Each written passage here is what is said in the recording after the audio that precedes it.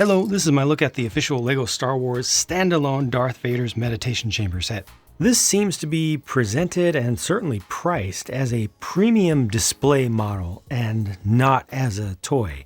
There were a lot of pieces that went into building the base, and there are really two forms of base on this that are stacked on top of one another. You've got the actual base around the outside that is mostly round, but then beneath that is an additional layer of floor. So all this thickness down here you would expect to be just down in the ship within its own inner construction, and the sides that we see there with the nicely drum lacquered bright metallic silver grills there would be not even visible in the actual space. Thankfully, around the back, this doesn't look too bad. There's one little clip down there to allow you to hold on to Vader's lightsaber so that you can get a full figure with this, but still have a nice display and not have to have the accessories held anywhere else. I think they could have made like a drawer for that or something, but that's just fine as it is.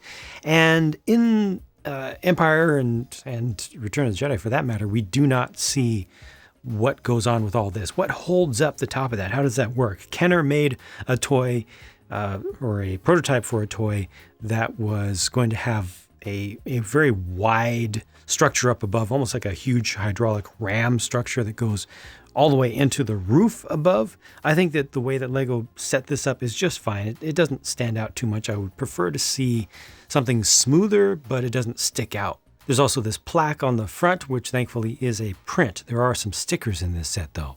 With general veers removed, I want you to see what this looks like when it closes up. So the mechanism is pretty straightforward, just lets this drop down.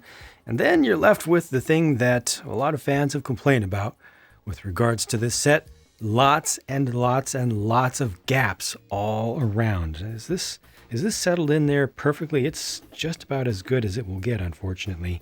You can see all that white, and you shouldn't see any of that. This should be completely closed up in order to be accurate to the in-universe thing. It's completely sealed, like hermetically sealed even. And there's a pressure difference when it opens up. You hear that, before the seals crack.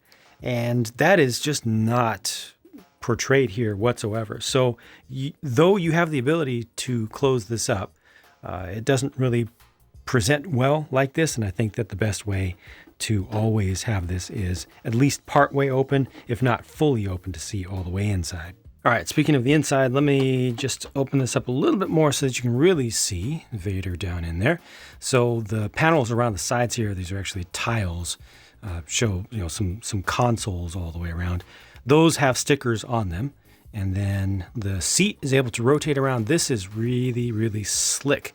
These are relatively new macaroni bow pieces around in black, just 3 of those, and then this is left open on one side, and it allows it to be completely open when you arrange it just like this so that he's facing towards the front. That's all nice. I like all of that, and the fact that they did go ahead and line all of the inner surfaces with white is very good. So again, once this is basically open to any degree, it starts to feel much better. And then there is the display screen. So, Vader turns around and takes a look at Piet and Ozzel there just before doing the Ozzel choke. I think the Ozzel choke is actually happening at this point. Let me pull this whole assembly out though so you can see that better. This is kind of done like a shadow box because there's some depth. The screen itself is physically farther in there than the front of this. This has a pane of glass. Essentially, this is 2 door frames or large window frames, and one of them has the trans light blue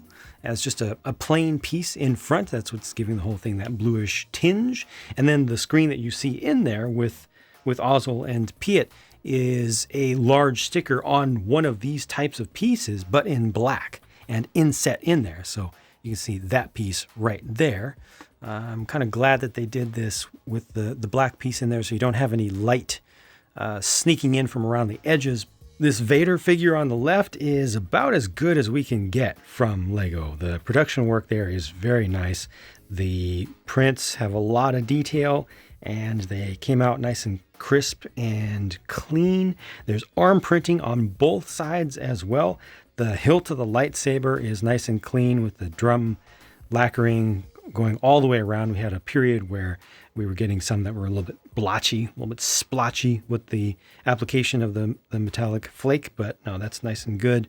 The lightsaber itself has no bubbles in it. Like this is really the quality that I want to see from Lego always. I'm very happy about that. The only thing I'm not happy about with this Vader is the crinkly cape, especially with this set in particular, because when you put him into his seat in this set, you have to kind of fold this up, and if you leave him in the seat, the material will start to get some longer term creases and crinkles, and yeah, I don't personally like that because it then would require ironing later on if you want to restore it to its original form. Veers looks kind of plain in his face, but the printing that we do get for him is good. I don't know if that's the best face for him. Speaking of which, this is definitely not the best face for Vader, even though, okay, we're not going to see it most of the time, but this is an end of Return of the Jedi sort of look. This is a redeemed Vader sort of look with the small smile there. In my opinion, I think that something more mean, less satisfied with the situation would have been more appropriate here. But again, the printing that is there, I think, is done quite well. Here are the leftover parts. Some of them are pretty nice, I have to say, and that's what's left of the sticker sheet. I paid $70 US for this. That's its standard retail price, and I don't see or feel $70 worth of stuff here. Price to part ratio looks fine, honestly, but who cares? I look at this. It doesn't feel like $70 worth of Lego stuff here, especially when you consider this is completely hollow, completely empty, and then you close this down to start to see more of what's actually here in terms of its size. It's this little thing, feels like a worse value to me even than the helmet series. Like this feels like a worse value than the Darth Vader helmet set, even though it comes with minifigures. And I know some folks are like, oh, all the values in the figures, and if you buy this right now, 5 years from now or whatever, you're going to be able to get your money back just from selling the figures. That's not how this works. This is not intended to be an investment vehicle, and I'm never going to review things as investment vehicles or things like that. And eventually there may be a crash in the Lego investing market, and there surely will be some corrections and such. So just overall, I have to look at this as it is. And that's always how I will look at sets, as they are. And just as this is, no, I would like to see this at $40 to $50. And that feels like I'm already being generous. I'm giving it kind of a premium markup in my mind to that. If I was being more cynical, say for this amount of stuff, given that this is completely empty and not done all that well, it's pretty good for its scale. But when it's closed up, it's not all that great. I could say 35 to 40. But no, I'll give it 50. I'll give it 50. Sells for 70, feels very overpriced to me. That's pretty much it for my thoughts. Let me know what you think though, including if you completely disagree with me, and I'll talk to you again soon.